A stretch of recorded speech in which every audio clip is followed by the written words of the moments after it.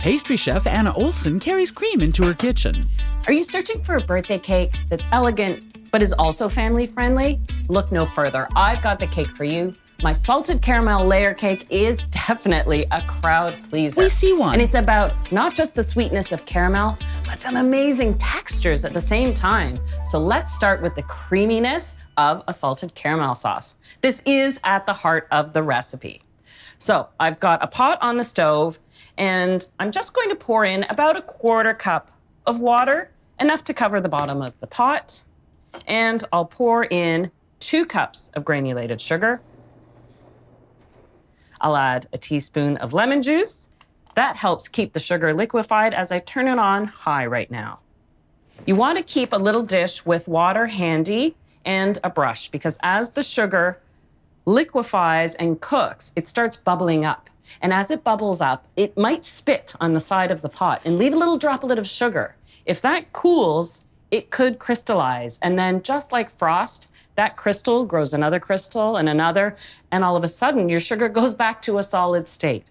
So by brushing the sides of the pot with water, you know you're going to have a clear, fluid caramel. Later. All right, we're starting to get some color. The sugar's also bubbling. And you're looking for a nice golden amber color. It will intensify as you add your cream and butter, so I'm going to take this off the heat now.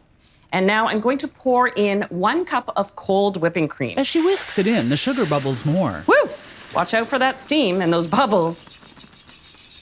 You can add it a little at a time. Let it settle down. Settle down. It finally does, and she adds a little more cream. So it's a good idea to have your cream and your butter measured and ready before you start your caramel sauce. And then once you no longer see any bubbling, you know it's stopped boiling, then you start adding your butter. You want to add your butter a little at a time. She pops pieces in as she whisks. Go.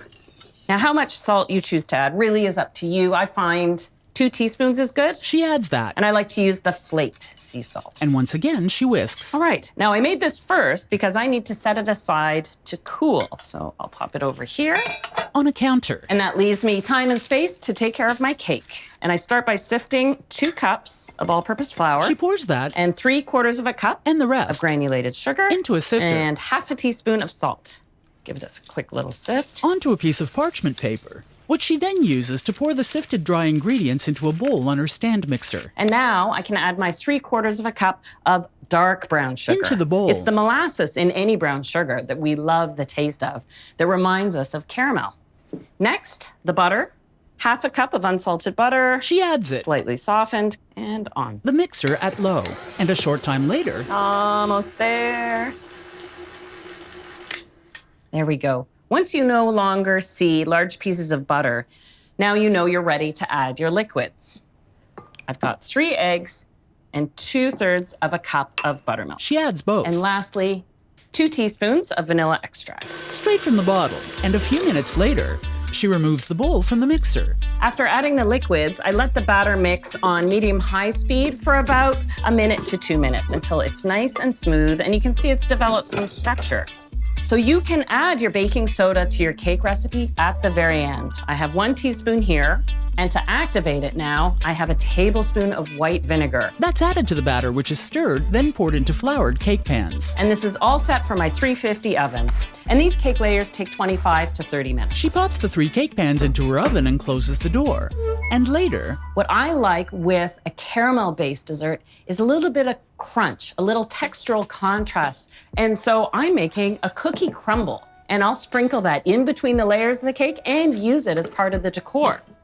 I start with a cup of all-purpose flour, and I'll add 1/3 cup of dark brown sugar. Into a bowl. I've got 1/4 cup of granulated sugar, a pinch of sea salt, and 6 tablespoons of unsalted butter. She adds all of it. And you can use 2 knives or a pastry blender. To mix it together, she then sprinkles it onto a sheet pan. This takes about 20 minutes to bake, and you want to stir it once halfway through. That way your outside pieces don't brown too much before the inside has crisped up. She puts it in the oven. And it's in the same temperature oven as the cake, so I can pop it right in at 350. Later. And look at these cake layers. They even take on a caramel color. So you know every bite of that cake is going to have of sea salt caramel goodness. So let's make this frosting. I have 2 cups of butter, and then I'm going to add 1.5 packages of cream cheese. She mixes them. 375 grams. And a little later, Now the ingredients are soft, but not smooth yet.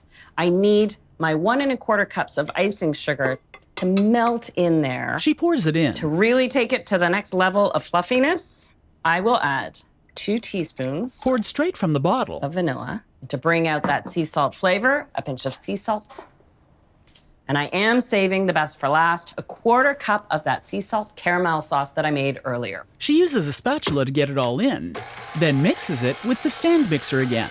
And in a few minutes, Now I'm ready to assemble the cake.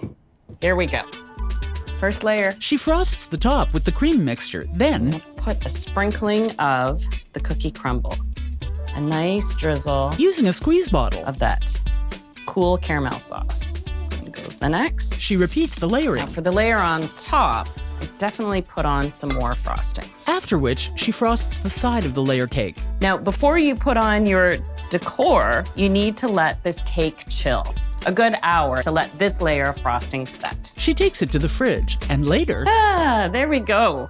A chilled cake is so much easier to decorate, especially if you're going to do a drip cake. So I'm going to take the beautiful consistency of the sea salt caramel and add drips. again with her squeeze You bottle, change the pressure so that the drips aren't exactly the same. down the side of the It's cake. supposed to look like it's just intending to drip on purpose. From the edge of the top, I love that. The cooled cookie crumble. she piles a big handful in the center of the top. So it's crisp. I've got nice little chunky pieces. She adds more and spreads it out a little, Just a little more caramel right on top. again with the squeeze A bottle. little shine. Then it's done. This cake tells you such a story. You know exactly what's going on inside. And it's fun and a bit playful, yet elegant at the same time. So you know this is a birthday cake the whole family will enjoy. And I know you will enjoy baking it.